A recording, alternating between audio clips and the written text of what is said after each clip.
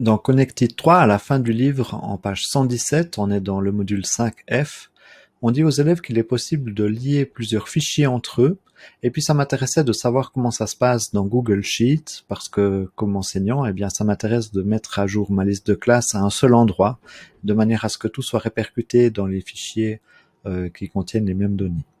Alors, je vais vous montrer comment ça se passe. Ici, j'ai donc reproduit la page 117 du livre de l'élève avec les mêmes données, et puis j'aimerais simplement intégrer ces données dans un nouveau fichier. Bien sûr, s'il s'agissait d'une autre feuille à l'intérieur du même fichier, ce serait différent.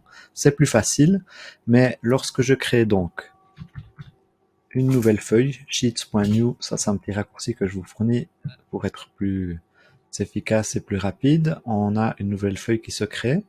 Eh bien, il va falloir que j'utilise la fonction qui s'appelle import range. Je tape le nom ici parce que ce qui m'intéresse, import range, c'est l'exemple. Le voilà qui apparaît.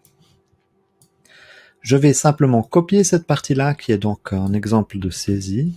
Je le colle ici, tout en haut de la première case, en n'oubliant pas de placer le égal auparavant. J'ai donc l'exemple d'une feuille fictive, et puis ici, il va falloir que je remplace cette partie-ci. Ça doit donc faire référence à la feuille d'origine. La feuille d'origine, elle est là. Je prends ce qui a été placé après le D/, donc entre les deux slash, j'ai tout ceci que je copie et que je viens donc coller à la place de cette partie d'exemple. Les cases dans lesquelles se trouvent les données qui m'intéressent vont de A1 à G10 et la feuille s'appelle article au pluriel.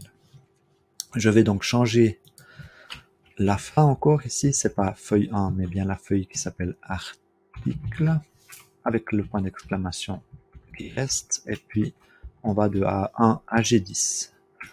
Voilà qui est fait. Je presse sur Entrée. J'ai un petit message qui apparaît ici dans cette case parce qu'il faut encore autoriser l'accès à la fameuse feuille d'origine. Voilà qui est fait. Et à partir du moment où je changerai un article dans la première feuille, eh bien, les changements seraient automatiquement répercutés ici. Dans le livre de l'élève, on montre dans la table verte qu'il est donc possible de faire référence à une partie de la feuille d'origine et puis cette partie verte fait référence justement aux colonnes A à C avant d'ajouter autre chose. Alors j'aimerais vous montrer comment ça se passe, c'est-à-dire que à ce moment-là, je vais simplement récupérer la même formule que pour cette première feuille où on a simplement la copie en quelque sorte. Mais alors à ce moment, si je souhaite avoir uniquement les trois premières colonnes, eh bien je vais de A à C, cette fois 10. Voilà les données qui apparaissent. On est donc bien dans l'exemple de la page 117 de l'élève. Je vais simplement rajouter encore les numéros de fournisseurs